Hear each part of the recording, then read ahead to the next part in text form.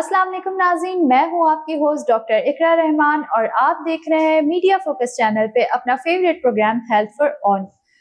जैसा कि आप सब जानते हैं कि जदीद साइंस एंड टेक्नोलॉजी के मुताबिक कैंसर जैसी बड़ी बीमारी का भी अब इलाज मुमकिन हो चुका है। तो आज हम इसी टॉपिक पे थोड़ी सी बात करेंगे। आज हम जानेंगे कि पाकिस्तान में फीमेल्स में खास तौर पे कौन से ऐसे कैंसर हैं जो कॉमनली पाए जाते हैं, उनको डायग्नोज करने का क्या तरीका है, साइन एंड सिम्टम्स क्या होते हैं और इलाज क्या किया जाए। तो इस मौजू पे आज बात करने के लिए हमारे पास मौजूद है डॉक्टर जवेरिया शुएब साहिबा, जिनका ताल्लुक है बैतुल सुकून कैंसर हॉस्पिटल से, और आज वो ऑन्कोलॉजिस्ट है और हमारे लिए आज वो आई है इस शो में आपको इंफॉर्मेशन प्रोवाइड करने के लिए। और आज आपसे वो बात करेंगी पाकिस्तान में फीमेल्स में कॉमनली मौजूद कैंसर्स के हवाले से। अस्सलाम वालेकुम। वालेकुम अस्सलाम। कैसे हैं आप? अल्हम्दुलिल्लाह, थैंक यू। डॉक्टर साहिबा, जैसे कि आज का हमारा टॉपिक है कि फीमेल्स में पाकिस्तान में कौन कौन से ऐसे कॉमनली आपकी डेली प्रैक्टिस में कैंसर्स हैं जो आपको देखने के लिए मिलते हैं। कैंसर्स का तो वैसे ही रेट बहुत ज़्यादा बढ़ता जा रहा है, तो जैसे देही इलाकों से भी आपके पास खवातीन आती होंगी, जैसे शहर में भी आपके पास खवातीन आती होंगी, तो आपको क्या लगता है ऐसे कौन से कैंसर्स हैं जो बहुत ज़्यादा कॉमनली पाए जाते हैं? बहुत शुक्रिया एक तो मुझे यहाँ मदऊ करने के लिए। अच्छा डॉक्टर इकरा, मेरी प्रैक्टिस में ख़वातीन में पाकिस्तान में जो सबसे ज़्यादा कैंसर आम तौर पे पाया जाता है वो छाती का कैंसर है, जिसको हम ब्रेस्ट कैंसर कहते हैं। इसके अलावा इसके बारे में काफ़ी बातचीत और अवेयरनेस प्रोग्राम्स भी होते हैं। इसके अलावा ख़वातीन में जो और किस्म के कैंसर्स हैं जिसको हम फीमेल जेनाइटल ट्रैक्ट के कैंसर्स कहते हैं, जिसमें ओवेरियन कैंसर होता है जिसको आम अल्फाज में हम अंडेदानी का कैंसर कहते हैं। उसके अलावा यूटेराइन कैंसर्स होते हैं जिसको हम बच्चेदानी का कैंसर कहते हैं। अब कुछ सालों से बड़ी आंत का कैंसर भी काफ़ी कॉमन हो गया है ख़वातीन में भी। मर्द हज़रात में भी ये कॉमन है, लेकिन ये अब नंबर 2 पे आ गया है ख़वातीन में भी, जिसको हम कोलोन कैंसर कहते हैं। ब्रेस्ट के बाद कोलोन कैंसर। हमने कोलोन कैंसर की बात की तो इसी के हवाले से थोड़ी सी बात कर लेते हैं कि मेरे ख्याल में लोगों को इसके बारे में इतनी अवेयरनेस नहीं है। तो ये क्या होता है आंत का कैंसर और क्या तरीका है इसकी डायग्नोसिस का, इस पे थोड़ी सी बात कर लेते हैं। थोड़ा सा लेमन टर्म में हमें बताएं। कोलोन बेसिकली हम बड़ी आंत को कहते हैं। हमारे खाने के हाजमे के निज़ाम के लिए हमें अल्लाह ताला ने एक स्टमक दिया जिसको हम मैदा कहते हैं। फिर हमारे पास स्मॉल इंटेस्टाइन होती है जिसको छोटी आंत, और बड़ी आंत जो कि कोलोन होता है। कोलोन कैंसर या बड़ी आंत का कैंसर उसके 3 हिस्से होते हैं, जिसमें हम असेंडिंग कोलोन, ट्रांसफर और डिसेंडिंग। बेसिकली उसको बड़ी आंत ही कहते हैं। तो इसके किसी भी हिस्से में ये कैंसर काफ़ी पाया जाता है। इसकी वजूहात में सबसे पहले तो जो टॉप मोस्ट हमारी किसी भी कैंसर की कोई भी जो सबसे टॉप मोस्ट कॉमन वजह है टोबैको और स्मोकिंग होती है। इसके अलावा डाइट रिलेटेड कॉजेज हैं जो कि कोलोन कैंसर के का सबब बन सकती हैं, जिसमें अगर कोई रेड मीट डाइट बहुत ज़्यादा ले रहा है, ठीक है, वाइट मीट कम है, या हाई फैट डाइट है, इससे भी इस कैंसर के कॉमनली होने में ये इसके बाइस बनते हैं। इसकी एक और बहुत बड़ी वजह जो कि आप इसको कह लें one of the most common cause of colon cancer है, कुछ जेनेटिक डिफेक्ट्स होते हैं, जिनियाती डिफेक्ट्स जिनको हम कहते हैं। उनका खाने पीने से या इन्वायरमेंटल फैक्टर से कोई ताल्लुक नहीं होता, वो इंडिपेंडेंट फैक्टर्स होते हैं।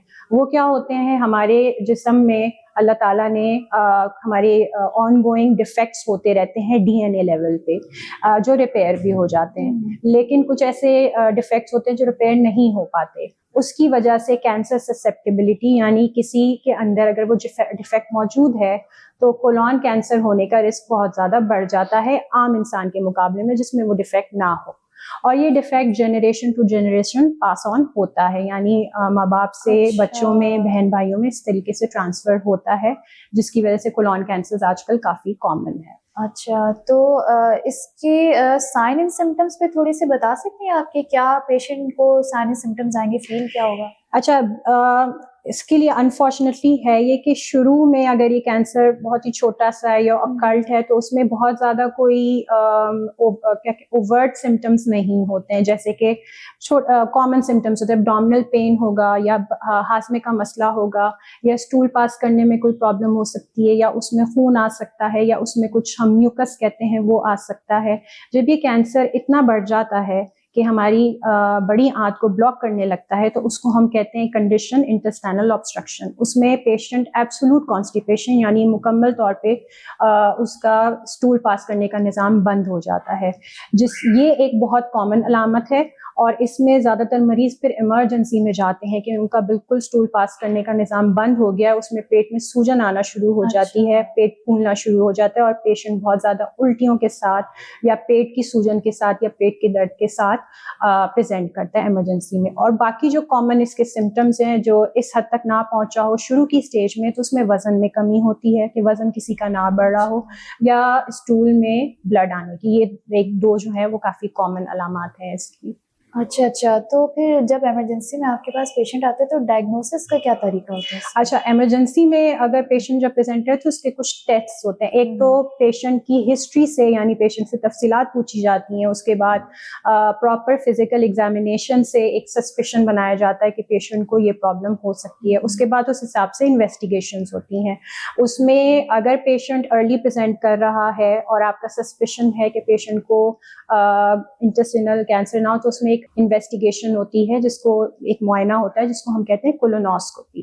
اس میں پخانے والی جگہ سے کیمرہ ڈال کے پوری آنت کا معائنہ کیا جاتا ہے. جہاں پہ بھی ٹیومر ہوتا ہے وہ کولونوسکوپی پہ نظر آ جاتا ہے. اس کی وہاں سے بایوپسی کی جاتی ہے اور اس کو پھر ٹیسٹ کے لیے پیتھولوجی پہ بھیجا جاتا ہے جس پہ اس کی ڈیفینیٹ ڈائگنوسس یعنی تشخیص ہوتی ہے. اس کے بعد یہ کینسر کس اسٹیج پہ ہے, کیونکہ اس کی 4 اسٹیجز ہوتی ہیں, اسٹیج 1, اسٹیج 2, اسٹیج 3, اسٹیج 4. اس کے لیے مزید پھر سی ٹی اسکین کروایا جاتا ہے جس میں سینے کا سی ٹی اسکین بھی اور پیٹ کا سی ٹی اسکین بھی. اس حساب سے پھر اس کی ایک اسٹیج اسٹیبلش ہوتی ہے اور پھر ہم ڈیسائیڈ کرتے ہیں کہ اس پیشنٹ کو کیسے ٹریٹ کرنا چاہیے. اچھا, تو جیسے آپ نے بتایا کہ یہ 4th اسٹیج پہ بھی آ جاتا ہے یہ کینسر, تو اس کا ڈائگنوسس کے بعد اس کا کوئی علاج یا پرماننٹ علاج یا کوئی ٹیمپریری ریلیف وغیرہ ہمارے یہاں پاکستان میں اویلیبل ہے کہ ہم پیشنٹ کو کیور کر سکتے ہیں یا کچھ بھی نہیں؟ بالکل, stage 1, stage 2, stage 3 Cologne cancer curable ہے اور ہمارے پاکستان میں الحمدللہ اس کا علاج مکمل طور پہ موجود ہے. کولون کینسر کا سب سے پہلا علاج اگر وہ 4تھی اسٹیج تک نہیں پہنچا ہے سرجری ہے. اس میں سرجیکلی پراپر سرجری کر کے پورے کینسر کو ریموو کر دیا جاتا ہے. اس کے بعد وہ جو بھی ریموول پارٹ ہوتا ہے اس کو پیتھولوجی میں بھیجتے ہیں اور اس کی ایک فائنل اسٹیج بن کر آتی ہے جس میں اسٹیج 1, اسٹیج 2 یا اسٹیج 3. 4تھی اسٹیج میں آپریشن کا رول نہیں ہے کیونکہ فرسٹ, سیکنڈ اور تھرڈ اسٹیج میں علاج کا مقصد ہوتا ہے اس کو جڑ سے ختم کرنا, یعنی پیچھے کوئی بھی بیماری نہ رہے اور آپریٹ کرنے کے بعد مریض کو ہم کہیں کہ اب آپ کا کینسر کیور ہو گیا ہے. 4تھی اسٹیج میں انفارچونیٹلی ایسا نہیں ہوتا. اس میں پھر سرجری کا آپشن نہیں ہوتا. اس میں پھر دوائیوں سے اس کو کنٹرول کیا جاتا ہے جس میں کیمو تھراپی کی دوائی ہیں, اس کے علاوہ تھراپیز ہیں اور امیونو تھراپیز ہیں. لیکن 4تھی اسٹیج کے کینسرز میں کچھ ایسے پیشنٹس ہوتے ہیں جن کا 4تھی اسٹیج کے ساتھ بھی کیور ممکن ہوتا ہے, یعنی ان کو جڑ سے ختم کیا جا سکتا ہے. جن کا ممکن نہیں ہوتا, ان ٹریٹمنٹ سے لمبے ٹائم تک پیشنٹ ڈیزیز فری رہ سکتے ہیں, کوالٹی آف لائف بہت اچھی ہو سکتی ہے اور پیشنٹ اپنی نارمل زندگی گزار سکتے ہیں کیونکہ اس میں ٹریٹمنٹ آپشنس اب الحمدللہ کافی زیادہ آ گئے ہیں اور ہمارے پاکستان میں بھی موجود ہیں. ایک سوال میں کرنا چاہوں گی کہ اس کا ریکرنس ریٹ کوئی ہے کمپلیٹلی کیور ہو جانے کے بعد؟ کیا ایسا کسی پیشنٹ میں ایسا ہوتا ہے کہ واپس سے اس کو کوئی سمٹمز آئیں اور دوبارہ سے آپ ڈائگنوسس کی طرف جائیں تو یہ کینسر دوبارہ سے پیدا ہونا شروع ہو جائے, ایسا ہوتا ہے؟ بالکل, یہ ڈپینڈ کرتا ہے پیشنٹ کی اسٹیج پر اور کچھ رسک فیکٹرز ہوتے ہیں جو ہم at the time of diagnosis اور ٹریٹمنٹ آئیڈینٹیفائی کر رہے ہوتے ہیں. اسٹیج 1 میں 2 میں چانسز کم ہوتے ہیں لیکن اسٹیج 3 میں چانسز زیادہ ہوتے ہیں. اسٹیج 4 میں بھی اگر کیور ہو جاتا ہے تو ریکرنس کے چانسز زیادہ ہوتے ہیں. اسی لیے آپریٹ کرنے کے بعد وہ اسٹیجز جن میں ریکرنس کے چانسز زیادہ ہوتے ہیں ان کو کیمو تھراپی دی جاتی ہے ایڈجوونٹ سیٹنگ میں, یعنی کہ آپریشن کے بعد. اور اس ٹریٹمنٹ کو دینے کا مقصد یہ ہوتا ہے کہ ریکرنس کے رسک کو کم سے کم کر دیا جائے. 0 تو کچھ بھی نہیں ہوتا, 100% کچھ بھی نہیں ہوتا, لیکن اس رسک کو 60 سے 70% تک کیمو تھراپی کے ذریعے کم کر دیا جاتا ہے. پلس ٹریٹمنٹ مکمل ہونے کے بعد پیشنٹ کو سرویلنس پہ یعنی فالو اپ پہ رکھا جاتا ہے ایوری 3 months to 6 months.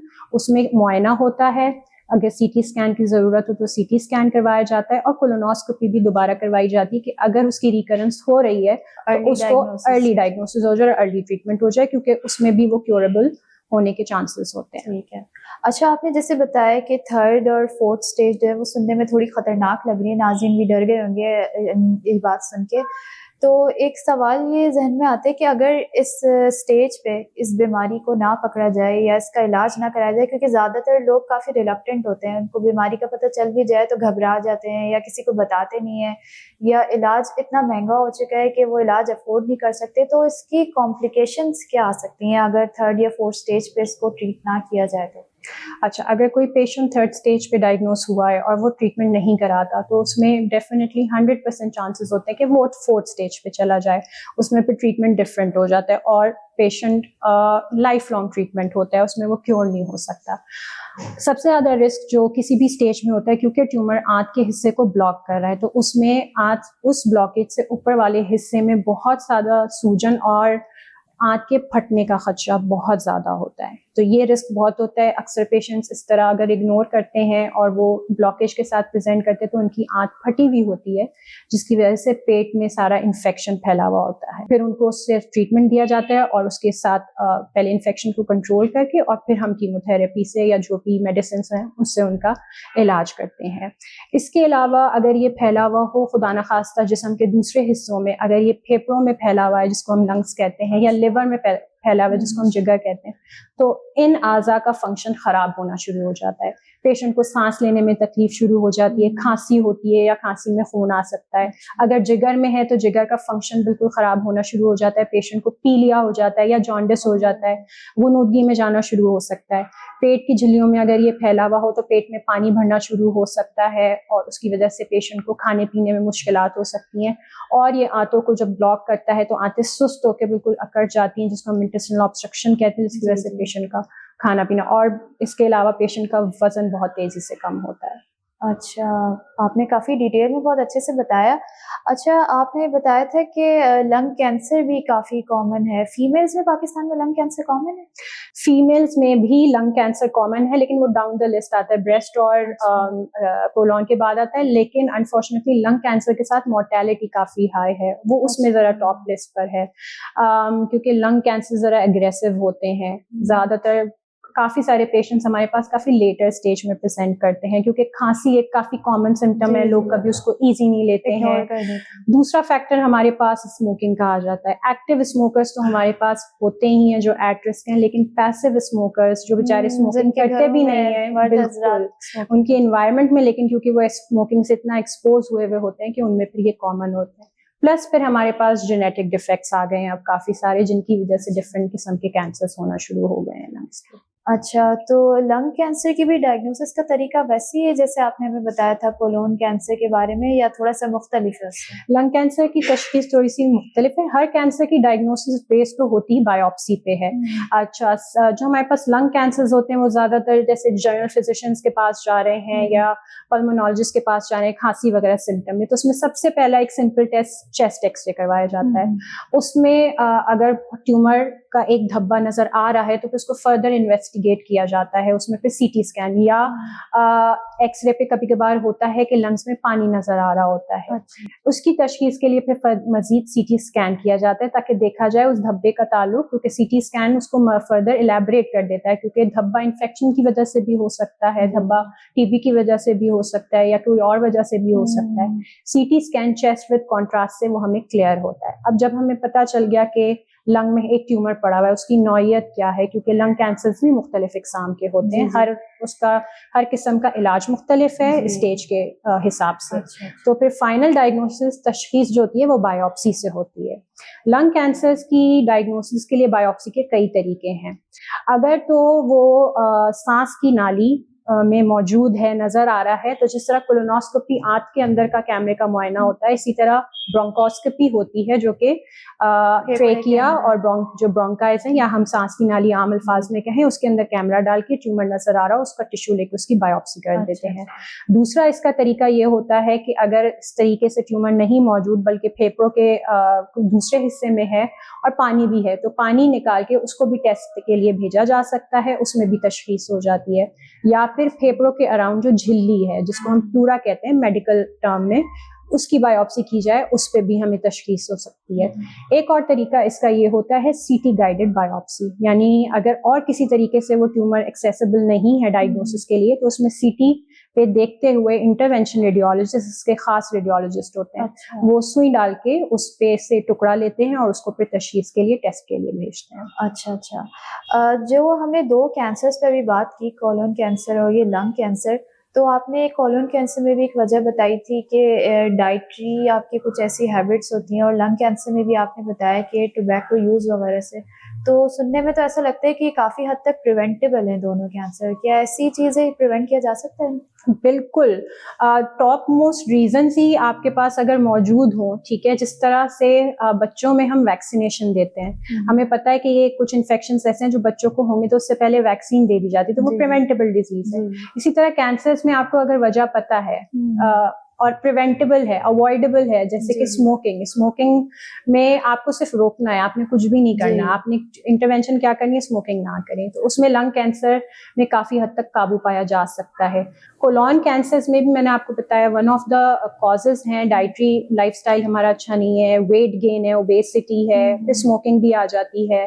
تو یہ بھی اوائڈیبل کریکٹیبل فیکٹرز ہیں جن کو کنٹرول کیا جا سکتا ہے. باقی جو جینیٹک ڈیفیکٹس کی وجہ سے کولون کینسرز ہوتے ہیں اس میں بھی اب اسکریننگ پروگرامس آ گئے ہیں. جی، اب کولون کینسر یعنی کہ بڑی آنت کا اگر کسی کو کینسر ہوتا ہے تو ہر پیشنٹ کو جینیٹک ٹیسٹنگ کے لیے بھیجا جانا چاہیے ہے، کیونکہ اگر کسی کو جینیاتی ڈیفیکٹ کی وجہ سے وہ کینسر ہو رہا ہے تو ان کی فیملی میں باقی کے فیملی ممبرس کو پہلے ہی علامات ہونے سے پہلے ہی اسکرین کر لیا جائے تاکہ وہ پہلے ہی پکڑ میں آ جائے ارلی سٹیج پہ اور وہ قابل علاج. پاکستان میں ہمارے پاس اویلیبل ہے؟ پاکستان میں ہمارے پاس ساری فیسلٹی اویلیبل ہے. ہمارے پاس جینیٹک ٹیسٹنگ کی فیسلٹیز بھی موجود ہیں اور اسکریننگ فیسلٹیز بھی موجود ہیں. یہ پروسیجر کاسٹلی ہے یا افورڈ کر سکتے ہیں؟ ابھی جو اسکریننگ کے پروگرامس کچھ ہسپتالوں میں ہی شروع ہوئے ہیں. جینیٹک ٹیسٹنگ کی بات کری، اسکریننگ تو کوئی بھی کر سکتا ہے. اسکریننگ بیسکلی کس طرح ہوتی ہے؟ کولونوسکوپی سے. یعنی اگر کسی کو علامات نہیں بھی ہیں لیکن بالکل لیکن اس کی فیملی ہسٹری ہے تو ایک خاص عمر پہ آپ کو کولونوسکوپی کروانی ہے باقی فیملی ممبرس کی، اور اس کی خاص ڈیوریشن ہوتی ہے، پورا ایک طریقہ ہوتا ہے. تو کولونوسکوپی تو ہر جگہ موجود ہے. جینیٹک ٹیسٹنگ تھوڑا سا ایک فیکٹر ہے جو کہ ابھی کچھ جگہوں پہ اس کی ٹیسٹنگ سٹارٹ ہو گئی ہے. تھوڑے سے ایکسپینسو ہے، کاسٹلی ہے، لیکن آپ کو یہ پتا ہے کہ آپ کر کیا رہے ہیں، آپ پریونشن کر رہے ہیں. Prevention is better than cure. اس سے زیادہ پیسے آپ کے علاج میں لگ سکتے ہیں، تو پہلے ہی آپ کولونوسکوپی کروا لیں. ٹھیک ہے، یہ تو آپ نے کافی ڈیٹیل میں بتا دیا. اچھا، ایک لاسٹ تھوڑا سا رہ گیا تھا کہ فیمیل جینیٹل ٹریک کی آپ نے تھوڑے سے کینسرز کی بات کی تھی، تو اس کا جلدی سے شارٹ سے تھوڑا سا بتا دیں کہ ناظرین کو اس کا بھی تھوڑا سا نوہا ہو کہ کیا ہے. فیمیلز میں ہمارے پاس بہت کامن آج کل اوویرین کینسر ہو گیا ہے. اس کے بھی کئی اوائڈیبل رسک فیکٹرز ہیں، لیکن اس میں بھی most common one of the common factor genetic defect جس کو ہم BRCA جینز کہتے ہیں. تو جن کو اوویرین کینسر ہوتا ہے یا انڈے دانی کا کینسر ہوتا ہے اس میں بھی اس کی ٹیسٹنگ لازمی قرار دی گئی ہے، تاکہ کیونکہ اس جینیٹک ڈیفیکٹ کی وجہ سے اوویرین کینسر کے ساتھ ساتھ دوسرے کینسرز کی بھی رسک بڑھ جاتا ہے، اور پھر فیملی بھی ایٹ رسک ہوتی ہے. اس میں بریسٹ کینسر بھی ہے. اس کی پریونشن کے لیے آپ ٹریٹمنٹ کر سکتے ہیں ارلی اسکریننگ کے لیے. اوویرین کینسرز ہمارے پاس انفارچونیٹلی تھوڑی ایڈوانس اسٹیج میں ہی تشخیص ہوتی ہے. اس کی وجہ یہ ہوتی ہے کہ جب وہ پیٹ تک پھیل جاتا ہے، پیٹ کی جھلیوں تک، اور پیٹ میں پانی آنا شروع ہوتا ہے تو زیادہ تر علامات اس وقت شروع ہوتی ہیں. تو ارلی سائن اینڈ سمپٹمس کے بہت ہی ویگ ہیں، جیسے کہ پیٹ میں درد ہونا، یا پیریڈس کا ارریگولر ہو جانا، یا کھانے پینے میں کوئی مسئلہ ہو جانا، کھانے پینے کا نہ دل چاہ رہا ہو. مطلب اس کی علامات ارلی اسٹیج میں کافی کم ہمارے پاس ایسے پیشنٹس آتے ہیں، لیکن لیٹر اسٹیج میں ہمارے کافی پیشنٹس پریزنٹ کرتے ہیں. لیکن تھرڈ اسٹیج تک بھی یہ کینسر کیوریبل ہے، یعنی اس کو جڑ سے ختم کیا جا سکتا ہے. چوتھی اسٹیج میں انفارچونیٹلی اس کا لائف لانگ ٹریٹمنٹ ہوتا ہے، لیکن ہمارے پاس ٹریٹمنٹ آپشنس اتنے ہوتے ہیں کہ پیشنٹ لمبے ٹائم تک اس میں کنٹرول رہتے ہیں، اور کچھ پیشنٹس کیور کی طرف بھی چلے جاتے ہیں. اس کی کوئی کمپلیکیشنز وغیرہ ہیں؟ اگر یہ اس کی بالکل کمپلیکیشنس ہوتی ہیں. اوویرین کینسر اگر اس حد تک پھیلا ہو کہ وہ پیٹ میں پھیلا ہے تو جو ہمیں کولون کینسر میں علامات ملتی ہیں وہ اس میں بھی مل سکتی ہیں. اس کی سب سے کامن ایک پرابلم یا کمپلیکیشن وہ پیٹ میں پانی کا بھرنا ہے، جس کی وجہ سے پیٹ میں سوجن آ جاتی ہے، وہ آنتوں پہ پریشر کرتی ہے تو کھانا پینا بھی کم ہو سکتا ہے. یہ ایک اس کی بہت کامن علامت ہے. اچھا، آج ماشاءاللہ آپ نے کافی ڈیٹیل میں ہمیں بہت ساری چیزیں بتائیں. کامن جو پاکستان میں کینسر فیمیلز میں جو ہوتے ہیں وہ اس پہ آج ہم نے بات کی، اور ڈاکٹر جویری نے بہت اچھا ایکسپلین کیا. امید کرتے ہیں ناظرین کو بہت پسند آئی ہوں گی آپ کی باتیں. Thank you so much doctor Javeri, آج آپ ہمارے پروگرام میں تشریف لے کے آئیں، ہمارے ناظرین کو اتنی ساری انفو پرووائڈ کی آپ نے. میڈیا فوکس کی جانب سے آپ کا شکریہ ادا کرتے ہیں، اور امید کرتے ہیں ناظرین کو آج کا پروگرام بہت پسند آیا ہوگا. ہم سے کوئی سوال کرنا چاہتے ہیں، ہم سے کانٹیکٹ کرنا چاہتے ہیں، اپنا فیڈ بیک دینا چاہتے ہیں، تو اسکرین پہ دیے گئے ہماری کانٹیکٹ ڈیٹیلز پہ ہم سے رابطہ کر سکتے ہیں اور کمنٹ سیکشن میں اپنا فیڈ بیک دے سکتے ہیں. نیکسٹ ٹائم تک کے لیے مجھے دیجیے اجازت. اللہ حافظ.